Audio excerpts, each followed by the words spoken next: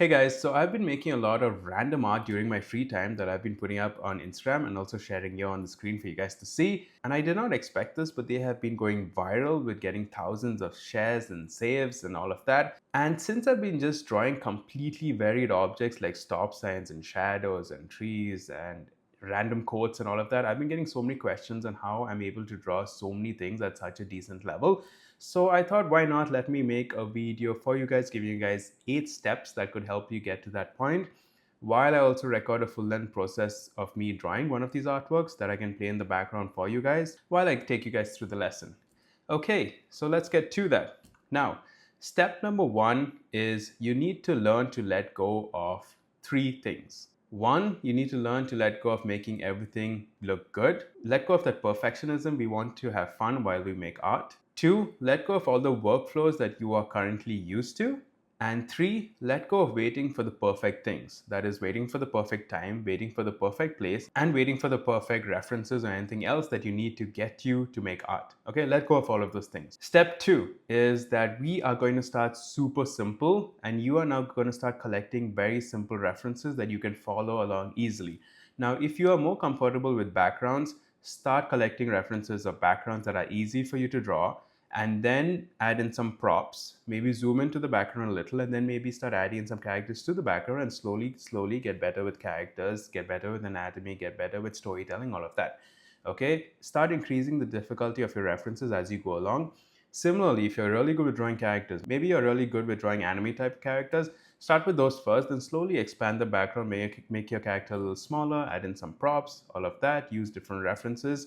Start simple. We want to be comfortable. We want to have fun. Do not overcomplicate things too early. This is all part of this sketch dump that you want to do, where you just draw things without having too many expectations as a part of it. Step number 3 is you are now going to start practicing to sketch.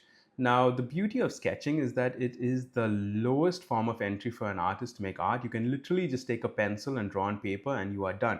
You do not need fancy software, you do not need paints, you don't need much of a setup. You can do it literally anywhere, anytime, and in most places. It's also very low investment because if you don't like something, you can crumple it and throw it away, but please do not throw away your old sketches, you will regret it. It's always nice to look back of it. It's like some journal entry of your life, you know? So keep that. Now, the other beauty about sketching is that objects in real life usually do not have outlines. Like, you look at a face, there's no strong outline, there's just a silhouette and there's colors that differentiate the person, and there's depth between the background and the person, but we do not have strong outlines anyway.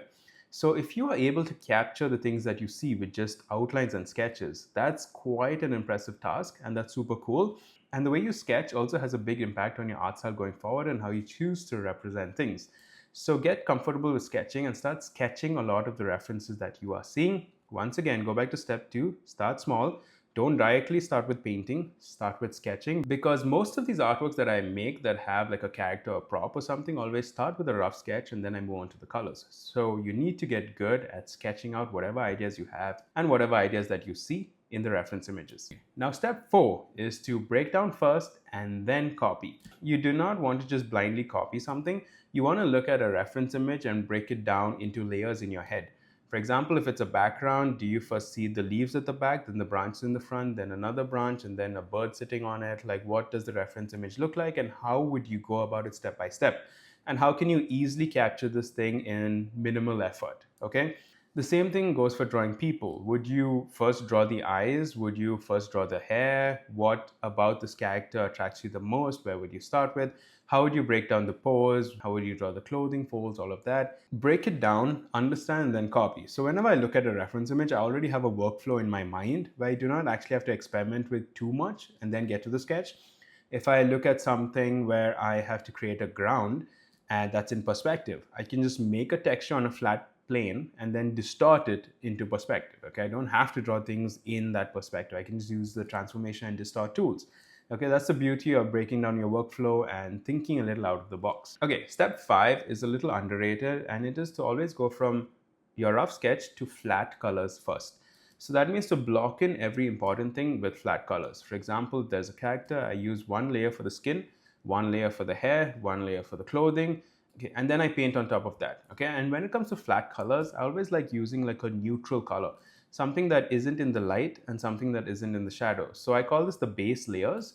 So I fill in everything with like a base layer, so then I can just add the shadows on top of it on one side and add the lighting on top of it on the other side. Makes it super easy. It also makes it easy to visualize how your final artwork is going to look. Okay, it helps you with a lot of confidence right from the start. And being able to lay in good flat colors is also an important task, because if you get those base colors right, okay, most of your work is done. Then just adding in the shadows, adding in the lighting is a lot more easier than you think. Now, step number 6 is that you need to aim to simplify. This comes to the next stage when you go from the flat colors to adding in details.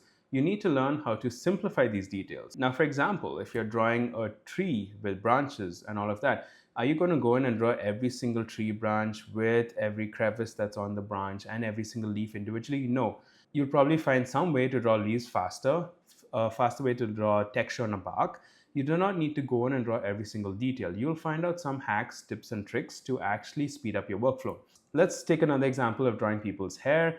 You can just make a black color and then add a little bit of shine to it in a few streaks, and it looks like hair. You do not need to sit and draw thousands and thousands of strands. Unless that is your art style, go for it, okay? But learning how to simplify adds a lot in defining your art style and saves you a lot of time, and also makes you as an artist a lot more impressionistic. And there's a beauty to simplifying these things. So the goal is to find the easiest possible way to represent kind of what the final thing looks like. And this ends up with just being scribbling things all over the place and not having to actually go in and detail out things one by one.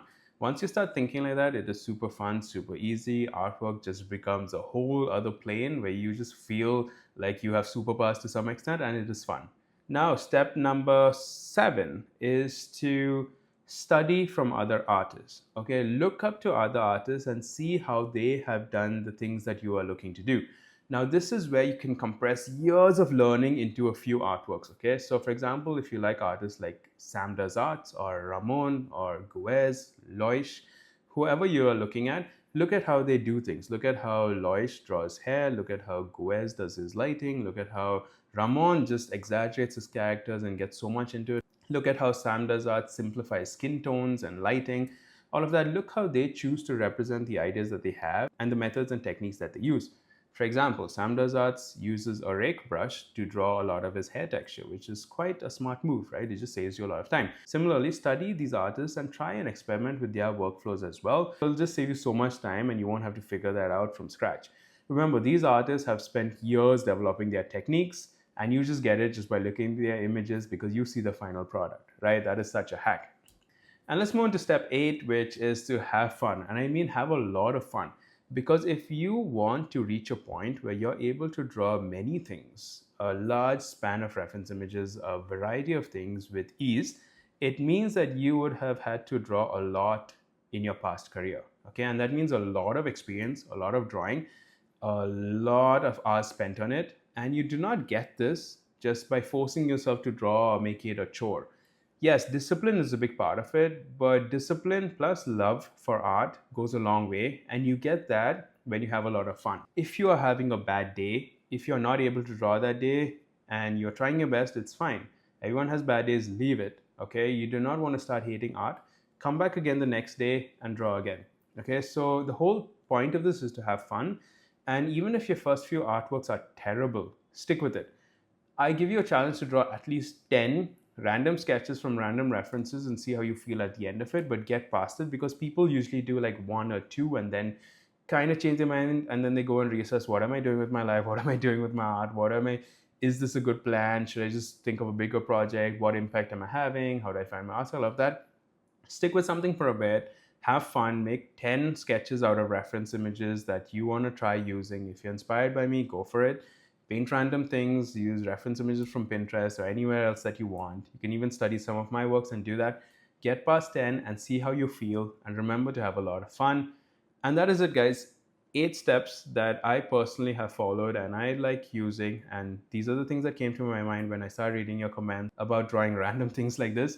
So I hope you guys have a lot of fun, and I'll see you guys in the next video.